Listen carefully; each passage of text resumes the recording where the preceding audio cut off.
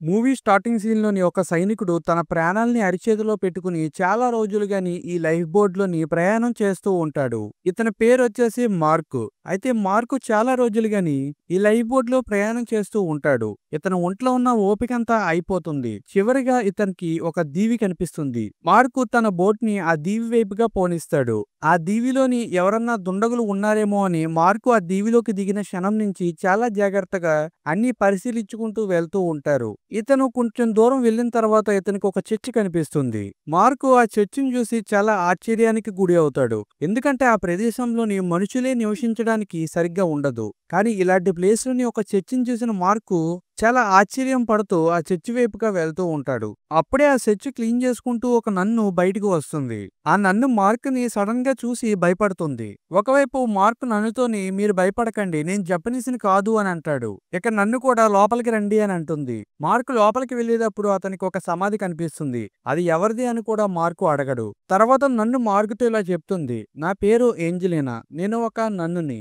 Japanese సైనికులు మా వాళ్ళని బందీలుగా చేసుకున్నారు. నేను ఈ చర్చి ఫాదర్ మాత్రమే తప్పించుకున్నాము. కానీ చర్చి ఫాదర్ దగ్గరికి ప్రతిరోజు ఒక ఇన్ఫర్మేషన్ వస్తూ ఉండేది. కొంతమందేమో ఆ నన్స్‌ని అమ్మేశారని, ఇంకొంతమందేమో ఆ నన్స్‌ని చంపేశారని ఫాదర్‌కి చెప్తూ ఉండేవారు. అందుకు ఫాదరు ఆ బాధను తట్టుకోలేక చనిపోయారు. నేనే ఫాదర్‌ని బయటకు అప్పెట్టేశాను. అలాగే ఈ ప్రదేశంలో నేను చాలా రోజులుగా ఉంటున్నాను. నన్ను కాపాడతాకి ఎవరన్నా వస్తారేమో అని అనుకుంటున్నాను. కానీ ఇప్పటి వరకు ఎవరూ రాలేదు. బహుశా నేను కూడా చనిపోయాను అనుకుని అందరూ అనుకుని ఉండుంటారు" అని ఈ నన్ను అంటుంది. తర్వాత మార్కు తన గురించి చెప్తాడు. "నేను ఒక అమెరికన్‌ని. నేను వస్తున్న షిప్ పైన జపనీసు దాడి చేశారు. నా అదృష్టం బావుంది కాబట్టే నేను అక్కడి నుంచి బయటికి తప్పించుకున్నాను. కరెక్ట్‌గా అదే సమయంలోని నాకు ఒక బోటు దొరికింది. ఆ బోట్‌లో ఎక్కి నేను చాలా రోజులుగాని ఆహారానికి ఇబ్బంది పడుతూ, వర్షం నీటిని తాగుతూ ఆ బోట్‌లోని ఎన్నో రోజులుగా ప్రయాణం చేస్తూ ఉన్నాను. ఇక నేను చనిపోతాను అనే టైంకి నాకు ఈ దీవి కనిపించింది" అని చెప్తాడు. ఇక నెక్స్ట్ సీన్‌లో వీళ్ళిద్దరూని తినడానికి ఫుడ్ కోసం బయటికి వెళ్తారు. మార్కు ఒక చెట్టు ఎక్కి నారింజ పళ్ళని కోస్తాడు. అక్కడే మార్క్‌కి ఒక గృహ కనిపిస్తుంది. కానీ వీళ్ళిద్దరికిని ఆ నారింజ పళ్ళు తినడానికి సరిపోవు. కరెక్ట్‌గా అదే సమయంలోని మార్క్‌కి ఆ సముద్రంలోని ఒక తాబేలు కనిపిస్తుంది. ఇక మార్క్ నన్నుని తీసుకుని ఆ బోట్‌లో ఎక్కి సముద్రంలోకి వెళ్తాడు. ఆ తాబేలుని ఎన్నో కష్టాలు పడి సముద్రంలోకి దూకి పైకి తేలి ఆ తాబేలునైతే పట్టుకుంటారు. లాస్ట్‌కి ఆ తాబేలుని వండుకుని తినేస్తారు. తర్వాత మార్కు నన్నుతో చెప్తూ ఉంటాడు. "నేను ఒక 300 కిలోమీటర్ల పైగానే ఈ బోట్‌లోని ప్రయాణం చేస్తూ వస్తూ ఉన్నాను. ఈ ప్రయాణంలోని నేను ఎన్నో కష్టాల్ని అనుభవించాను. కానీ నాకు తెలుసు ఈ కష్టాలన్నీ ఇంకొద్ది రోజులు మాత్రమే అని. ఎందుకంటే ఈటికన్నా పెద్ద కష్టాలు నేను ముందే అనుభవించేశాను. నేను చిన్నప్పుడు ఒక అనాథని. నేను అనాథాశ్రమంలోనే పెరిగాను. నేను పెరిగి పెద్దయిన తర్వాత ఈ దేశానికి ఉపయోగపడాలి అని నేను ఆర్మీలో జాయిన్ అయ్యాను" అని అంటాడు. అప్పుడు నన్ను అంటుంది. "నేను కూడా అనాథనే. కానీ నేను చిన్నప్పటి నుంచి దేవుడికి దగ్గరగా ఉండాలి అని అనుకున్నాను.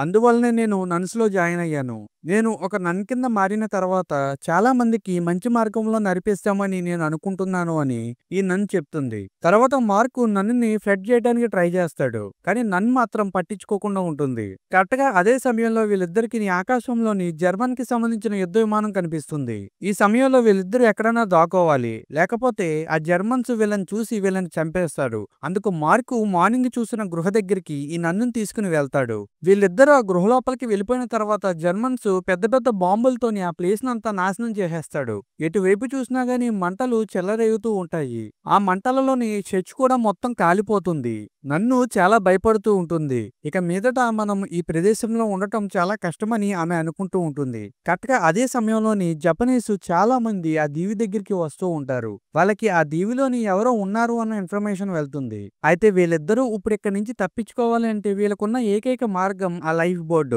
కానీ ఆ బోట్ కూడా మంటల్లో కాలిపోయి ఉంటుంది. ఇంకా వీళ్ళిద్దరికీ వేరే మార్గం ఉండదు. వీళ్ళిద్దరూ తిరిగి అదే గృహలోకి వెళ్ళిపోతారు. అలాగే ఆ ప్లేస్‌కి చాలా సంఖ్యలో సైనికులు వచ్చేసి ఉంటారు. ఇక నన్ను నేను బయటికి వెళ్లి లొంగిపోతాను. నువ్వన్నా ప్రాణాలు కాపాడుకో అని అంటుంది. కానీ మార్కు దానికి ఒప్పుకోడు. "నువ్వు బయటికి వెళ్తేని నిన్ను ఎంతో దారుణంగా వాళ్ళు చంపేస్తారు. వాళ్ళేమన్నా నిన్ను ఒకటే దెబ్బలో చంపేస్తారు అనుకుంటున్నావా? నిన్ను హింసించి హింసించి ఆళ్ళు చంపేస్తారు. నువ్వు ఎక్కడికి వెళ్ళొద్దు. నువ్వు ఇక్కడే ఉండు" అని అంటారు. ఇక నెక్స్ట్ సీన్‌లో ఆ రోజు చీకటి పడిన తర్వాత మార్కు తినడానికి ఫుడ్ కావాలి కాబట్టి చేపల్ని పట్టడానికి సముద్రం దగ్గరికి వెళ్తాడు. ఇతను వెళ్లి చేపల్ని పడుతూ ఉంటే కరెక్ట్‌గా అదే సమయంలో ఆ ప్లేస్‌కి ఒక జపనీస్‌కి సంబంధించిన పడవ వస్తుంది. మార్కు ఆ పడవను చూడగానే జాగ్రత్తగా అక్కడి నుంచి బయటికి తప్పించుకుంటాడు. తెచ్చుకుంటాడు. ఎవరికీ కనిపించకుండా ఉండడానికి మార్కు తన ఒంటి నిండా నల్లటి మట్టిని రాసుకుంటాడు. స్లోగా మార్కు పాకుకుంటూ జపనీస్ కి సంబంధించిన క్యాంపులోకి వెళ్తాడు.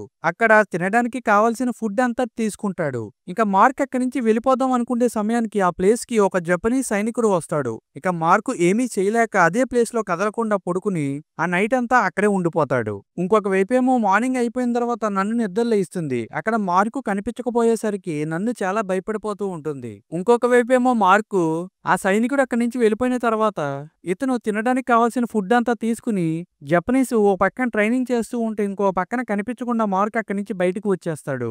ఇంకొక వైపేమో నన్ను ఆ గృహలోంచి బయటకు వచ్చి అంతా చూస్తూ ఉంటుంది. కరెక్ట్ గా అదే సమయంలోని ఒక గన్న పేలిన సౌండ్ రావటంతో మార్క్ ని చంపేశారు అనుకుని నన్ను చాలా బాధతో ఒక రాయిపైన తలకాయ పెట్టి ఏడుస్తూ ఉంటుంది. కరెక్ట్ గా అదే సమయంలోని ఆ ప్లేస్ కి మార్కు వచ్చి నన్ను తీసుకుని ఆ గృహ లోపలికి వెళ్ళిపోతాడు. తర్వాత మార్కు నన్ను తిడతాడు, నువ్వెందుకు గృహ బయటికి వచ్చావు అని. నన్ను కూడా చాలా భయపడిపోయి ఉంటుంది. నువ్వు ఎప్పుడన్నా బయటికి వెళ్తే నాకు చెప్పి ఎల్లు, నువ్వు ఇలా వెళ్ళిపోకు, నేనేమనుకోవాలి అని చాలా బాధపడుతుంది. నెక్స్ట్ సీన్ లో మార్కు నన్ను కోసం ఒక ఫ్లవర్ ని తెచ్చి ఆమెకి ఇస్తాడు. నన్ను కూడా అది గిఫ్ట్ అనుకుని తీసుకుంటుంది. తర్వాత మార్కు నన్నుతో అంటాడు, నువ్వు నా కోసం ఈ వృత్తిని వదిలేయగలవా అని. అప్పుడు నన్ను అంటుంది, నేను కావాలి అనుకుంటే నన్ను నుంచి బయటికి వచ్చేయచ్చు, కానీ అలా వస్తే నీ దేవుడు క్షమించడు. మేము నన్ను అవ్వడానికి ముందే మాకు 5 సంవత్సరాల ట్రైనింగ్ ఉంటుంది. ఈ 5 సంవత్సరాల్లోని మేము నిర్ణయం తీసుకోవచ్చు, మేము నన్ను అవ్వాలా వద్దా అనేది. నాకు కూడా ఆల్మోస్ట్ 5 సంవత్సరాలు కంప్లీట్ అయిపోతున్నాయి. ఇంకా 5 సంవత్సరాలు పూర్తిగా కంప్లీట్ అయిపోతానికి నాకు కేవలం ఇంకా 100 రోజులు మాత్రమే ఉంది అని ఈమె చెప్తూ ఉంటుంది. ఇలాగా వీళ్ళిద్దరూ మాట్లాడుకుంటూ ఉన్న సమయంలోని బయట ఏదో సప్పుడు వస్తుంది. ఏమిటా అని మార్కు బయటికి వెళ్లి చూస్తేనే అక్కడి నుంచి జపనీస్ అందరూ వెళ్ళిపోతూ ఉంటారు. వాళ్ళందరూ వెళ్ళిపోతాం వీళ్ళిద్దరూ చూస్తారు. వీళ్ళిద్దరూ చాలా హ్యాపీ ఫీల్ అవుతారు. బయటకు వచ్చి హాయిగా తిరుగుతూ ఉంటారు. ఇక మార్కు కూడా తన మనసులో ఉన్నది నన్నుకి చెప్తాడు, నేను నీకు ఈ రోజు మార్నింగ్ ఫ్లవర్ ఇచ్చినట్టే ప్రతిరోజు ఫ్లవర్ ఇవ్వాలి అని అనుకుంటున్నాను. అంటే నేను నా మిగతా జీవితం నీతో గడపాలని అనుకుంటున్నాను అని మార్కు అంటూ ఉంటే నన్ను అంటుంది, ఇదిగోండి నా చేతికి ఉన్న ఉంగరం చూసారా, ఇది ఒక సిల్వర్ రింగ్. మేము నన్ను కింద మారాలి అనుకుంటున్నప్పుడు ఈ సిల్వర్ రింగ్ మేము పెట్టుకుంటాము. 5 సంవత్సరాలు కంప్లీట్ అయిపోయిన తర్వాత ఈ రింగ్ తీసేసి మేము గోల్డ్ రింగ్ ధరిస్తాము. ఇలాగ మేము చెయ్యాలి అనుకుని మేము ముందే మాట ఇచ్చేసి ఉంటాము. ఇప్పుడు నేను మారాలి అనుకున్నా గానీ నా మనసు మారలేదు. ఈ జీవితం నాకు ఇంతే అని ఈ నన్ను మార్కుతో చెప్తూ ఉంటుంది. ఒకవైపు మార్కు చాలా బాధపడుతూ ఉంటాడు. అలాగా ఆ రోజు చీకటి పడిపోతుంది. వీళ్ళిద్దరూ ఏదన్నా తిందామని నెతుకుతూ ఉన్న సమయంలోని నన్నుకి జపనీస్ కి సంబంధించిన ఒక డ్రింక్ దొరుకుతుంది. మార్కు ఆ డ్రింక్ ని ఓపెన్ చేసి నన్ను కూడా తాగమని ఇస్తాడు. మార్కు కూడా ఆ డ్రింక్ ని కొద్దిగా ఎక్కువగానే తాగేస్తాడు. అప్పుడు మార్కు నోట్లోంచి కొన్ని బ్యాడ్ వర్డ్స్ వస్తూ ఉంటాయి. నువ్వు ఇంక ఎన్నాళ్ళు ఇలా నన్ను కింద ఉంటావు, నన్ను పెళ్లి చేసుకుని హ్యాపీగా ఉండు అని మార్కు నన్ను తిడుతూ ఉంటాడు. ఇక నన్ను ఆ మాటల్ని వినలేక అడవిలోకి పారిపోతుంది. బయట చాలా గట్టిగా వర్షం కూడా వస్తూ ఉంటుంది. నన్ను ఆ రోజు నైట్ అంతా అడవిలోనే ఒక ప్లేస్ లో ఉండిపోతుంది. ఇక నెక్స్ట్ డే మార్నింగ్ అయిన తర్వాత మార్కు నన్ను గురించి నెతుకుతూ ఉంటాడు. నన్ను ఒక ప్లేస్ లోని స్పృహ తప్పి పడిపోయి ఉంటుంది. వర్షం కారణంగా ఆమె బట్టలకి ఎక్కువగా బురద అంటుకుపోయి ఉంటుంది. మార్కు నన్ను తీసుకుని క్యాంప్ దగ్గరికి వెళ్తూ ఉంటారు. కరెక్ట్ గా అదే సమయంలోని జపనీస్ సైనికులు తిరిగి మళ్ళా ఆ దీవికి వచ్చేస్తూ ఉంటారు. ఇక మార్కు ఇంకేమీ చేయలేక నన్ను తీసుకుని గృహ దగ్గరికి వెళ్ళిపోతాడు. నన్నుకి చలి జ్వరం వచ్చి ఉంటుంది. ఇప్పుడు నన్నుకి వేడిగా ఉండే వస్త్రాలు కావాలి. అందుకు మార్కు ఇంకేమీ చేయలేక జపనీస్ కి సంబంధించిన క్యాంప్ దగ్గరికి వెళ్లి అక్కడ బట్టల్ని తీసుకుంటూ ఉంటేని అక్కడ మార్క్ ని ఒక సిపాయి చూసేస్తాడు. ఇక మార్కు ఏమీ చేయలేక ఆ సిపాయిని చంపేస్తాడు. తర్వాత అతని బాడీని నది పక్కనే పూడ్చిపెట్టేస్తాడు. తర్వాత మార్కు ఆ బట్టలు పట్టుకుని నన్ను దగ్గరికి వచ్చి నన్ను బట్టల్ని చేంజ్ చేస్తాడు. 2 రోజుల తర్వాత నన్ను నిద్ర లెగుస్తుంది. నన్ను తను చూసుకుని ఆశ్చర్యపోతుంది. ఎవరు నా బట్టలు చేంజ్ చేశారు అని ఆమె భయపడుతూ ఉంటుంది. ఎదురుగా మార్కు ఉండటం చూస్తుంది. మార్కు కూడా నన్నుతో అంటాడు, నీ పరిస్థితి అసలా బాగోలేదు, అందుకే ఇంక నేనేమీ చేయలేక దళసరిగా ఉండే వస్త్రాలు తెచ్చి నీ బట్టలు నేనే చేంజ్ చేశాను, లేకపోతే నువ్వు చనిపోయేదానివి. నేను ఇలా చేసినందుకు నువ్వు నన్ను క్షమించు అని అంటాడు. నన్ను కూడా ఏమీ పర్లేదు, నువ్వేమీ కావాలని చేయలేదు కదా అని అంటుంది. ఇక నెక్స్ట్ సీన్ లో నీ బయట నుంచి బుల్లెట్స్ పేలిన శబ్దం వినిపిస్తుంది. మార్కు ఏమిటా అని బయటికి వెళ్లి చూస్తేనే జపనీస్ సైనికులందరూని ఆ చుట్టుపక్కలంతా నిఘా పెట్టి నెతుకుతూ ఉంటారు.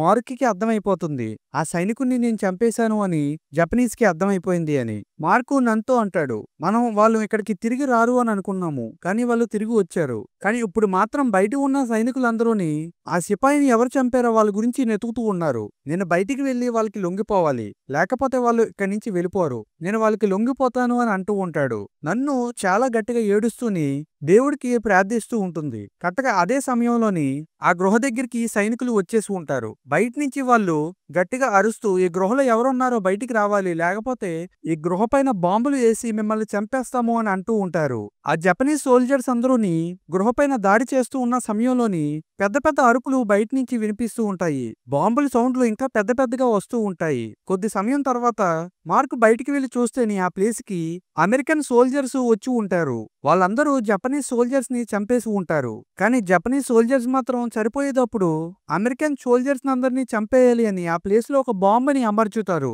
మార్క్ అది చూసి ఆ బాంబుని అతి కష్టం మీద తొలగిచ్చేస్తాడు. ఆ బాంబుని తీసి ఆ బాంబుని వేరే దుక్కున పెట్టే సమయంలోని మార్క్ కి చాలా గాయాలు అవుతాయి. కానీ మార్క్ ఇలా చేయడం వలన చాలా మంది అమెరికన్ సోల్జర్స్ ప్రాణాలతో బయటపడతారు. కొద్ది సమయం తర్వాత నన్ను కూడా గృహ నుంచి బయటకు వస్తుంది. తర్వాత నన్ను మార్కుని చూసి మార్క్ దగ్గరికి వెళ్లి అతనికైన గాయాలకి కట్టుని కడుతుంది. ఇక్కడ వీళ్ళిద్దరూ చాలా ఎమోషనల్ అవుతారు. నన్ను చాలా బాధతో మార్కుతో అంటూ ఉంటుంది, నేను చనిపోతాను అని అనుకున్నాను. కానీ నా బతుకుపైన ఆశని నువ్వే కల్పించావు. నువ్వు లేకపోతే ఈ రోజు నేను ఇలాగ ఉండేదాన్ని కాదు అని ఆమె చాలా బాధగా అంటూ ఉంటుంది. అలాగే వీళ్ళిద్దరూ మాట్లాడుకుంటూ ఉంటారు. తర్వాత ఆ ప్లేస్ కి అమెరికన్ సోల్జర్స్ వచ్చి మార్కుని ట్రీట్మెంట్ ఇవ్వడానికి తీసుకువెళ్తూ ఉంటారు. మార్కు వెనకాలే నన్ను కూడా వెళ్తూ ఉంటుంది. ఇక ఈ సీన్ తోనే ఈ మూవీ ఎండ్ అయిపోతుంది. మరి ఇక్కడ వరకు ఈ వీడియో చూసిన వాళ్ళు నా ఎక్స్ప్లెనేషన్ మీకు నచ్చినట్లయితే ఈ వీడియోకి ఒక లైక్ చేసి మన ఛానల్ ని సబ్స్క్రైబ్ చేసుకుని పక్కన వచ్చిన బెల్ ఐకాన్ ని యాక్టివేట్ చేసుకోండి. మీరు చేసే ఒక లైక్ ఒక సబ్స్క్రైబ్ నాకు ఎంతో మోటివేషన్ ఇస్తూ ఉంటుంది. నన్ను సపోర్ట్ చేస్తూ ఉండండి.